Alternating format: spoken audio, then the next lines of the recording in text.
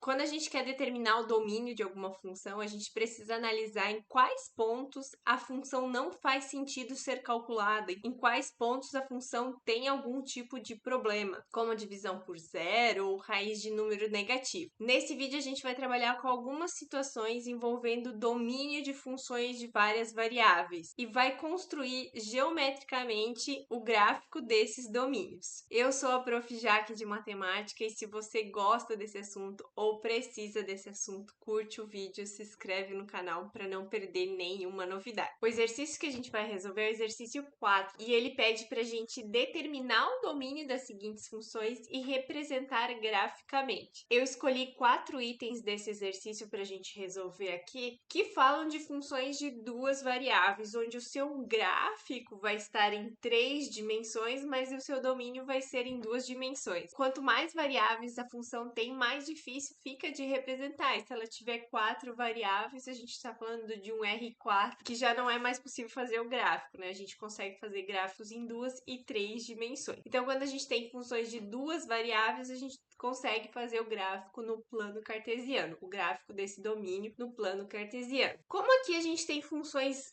que envolvem frações e raízes, eu vou mudar um pouquinho a ordem para a gente ir numa crescente de entendimento aqui, né? Uma crescente de aprendizagem. A primeira função que a gente vai representar o seu domínio é z igual a x vezes y. E quando eu multiplico x vezes y, eu não encontro nenhum problema. Então, a gente já sabe, a priori, que o domínio vai estar no plano cartesiano, porque é uma função que depende de duas variáveis, o x e o y.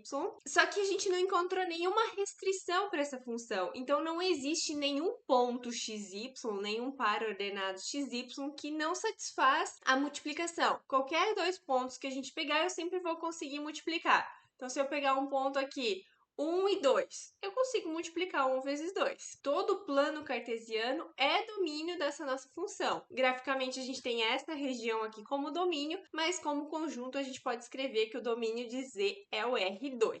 Agora, a gente vai resolver o item E. O item E ainda não tem a divisão, mas ele apresenta uma raiz. E quando a gente está falando de raiz, a gente sabe que a gente não pode, dentro do conjunto dos números reais, calcular uma raiz de um número negativo. Então, o que a gente faz? A gente vai pegar esse elemento que está aqui dentro e vai impor essa condição. Ele não pode ser negativo. X quadrado mais y quadrado menos 1 tem que ser maior ou igual que zero. E pode ser igual a zero porque raiz de zero existe e é zero. Mas qualquer outro número positivo também posso calcular essa raiz. E aí eu faço algumas manipulações algébricas para tentar identificar algum perfil dessa expressão que eu acabei de deduzir. Eu passo esse 1 para o outro lado e vou ficar com x quadrado mais y quadrado maior ou igual que 1. E sempre que a gente está falando de domínio ou coisas que envolvam um gráfico, a gente sempre tem que relembrar o que a gente sabe sobre gráfico. Então, coisas como circunferência, elipse, hipérboles, parábolas, retas, elas vão aparecer com uma certa frequência. Nesse caso aqui, a gente tem uma equação, se aqui fosse só igual, a gente teria x quadrado mais y quadrado igual a 1. Isso é uma equação de uma circunferência. Então, quando eu desenho aqui no plano cartesiano, eu vou ter essa circunferência de raio 1 centrado na origem. Só que eu não tenho exatamente o igualdade, a gente tem essa desigualdade de ser maior ou igual. Então, eu tenho que analisar se esse maior ou igual, se esse x quadrado mais y quadrado maior ou igual que 1 é fora dessa circunferência ou dentro dessa circunferência. Então, se a gente pegar, por exemplo, 0, 0 ao quadrado mais 0 ao quadrado é 0 e não é maior que 1. Então, a região que a gente está falando, que a gente vai considerar como o domínio dessa função, é tudo que está para fora desse círculo, incluindo o círculo. Por isso que eu coloquei aqui com um traço contínuo. Quando a gente quer descartar alguma coisa, a gente faz pontilhado. Então, o nosso domínio graficamente é essa parte aqui em azul com essa circunferência em preto, ou a gente pode escrever na forma de conjunto como todos os pontos x e y, né? Todos os pares ordenados x e y pertencente a R2, tal que o x quadrado mais y quadrado maior ou igual que 1, que é essa restrição que a gente conseguiu aqui da raiz. Mais um exemplo agora, envolvendo fração. Qual que é o problema da fração? Então, o problema da raiz é que a gente não pode ter números negativos ali dentro dessa raiz. O problema da fração é que a gente não pode ter uma divisão por zero. Então, eu vou pegar o denominador e vou colocar que ele tem que ser diferente de zero. Esse x que está no numerador aqui não faz diferença. Se ele for zero ou não for zero, para a gente não importa. O importante é que o denominador não seja zero. Então, ele tem que ser diferente de zero. E agora eu vou também trabalhar com essa expressão como eu fiz no exercício anterior. Vou passar um 1 para o outro lado e vou ficar com y ao quadrado diferente de menos 1. Lembrar que um número ao quadrado sempre vai ser um número positivo, então não tem como um y quadrado, como um número ao quadrado, ficar menos 1. Então já discordo. Isso é verdade, não tem essa possibilidade. Então nunca esse denominador vai ser igual a zero. Então, no nosso caso, o domínio de novo vai ser todo o plano cartesiano, porque a restrição que a gente precisou fazer já é válida para qualquer y, então não precisou colocar uma condição extra, porque a inequação que eu achei aqui é uma inequação verdadeira, né? O y quadrado sempre vai ser diferente de menos 1. E se a gente quiser representar o domínio na forma de conjunto, o domínio de z é R2. E agora a gente vai juntar isso. A gente vai juntar a raiz com a fração. Essa situação aqui, 1 dividido por raiz de x quadrado menos y ao quadrado. Observe que a gente tem que olhar de onde está vindo o problema.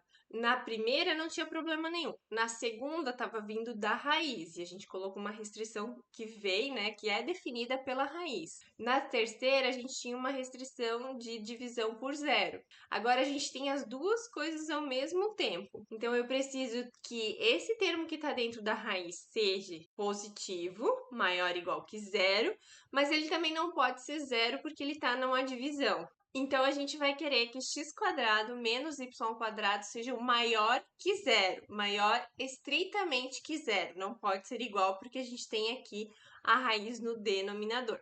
E aí, a gente trabalha com essa desigualdade. A única coisa que eu posso fazer é que x quadrado maior que y ao quadrado.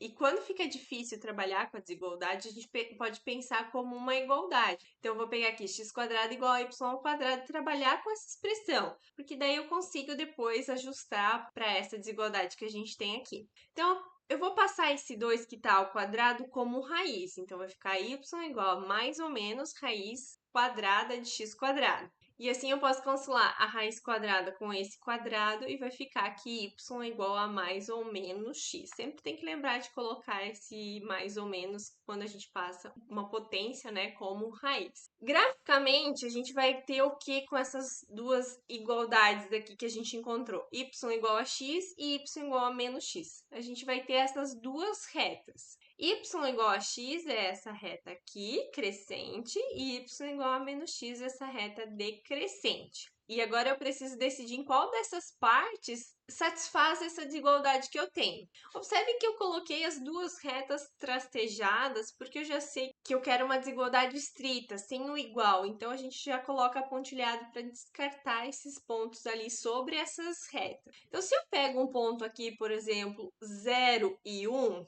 eu sei que 0 ao quadrado é 0, 1 ao quadrado é 1. E não vai satisfazer essa desigualdade. Então, eu já vou descartar essa parte aqui. Da mesma coisa aqui embaixo, porque menos 1 ao quadrado vai virar 1. Então, 0 não é maior que 1 de novo. Mas quando a gente estiver nessa região e nessa região, vai satisfazer essa desigualdade. Por exemplo, o ponto menos 1 e 0, menos 1 ao quadrado é 1.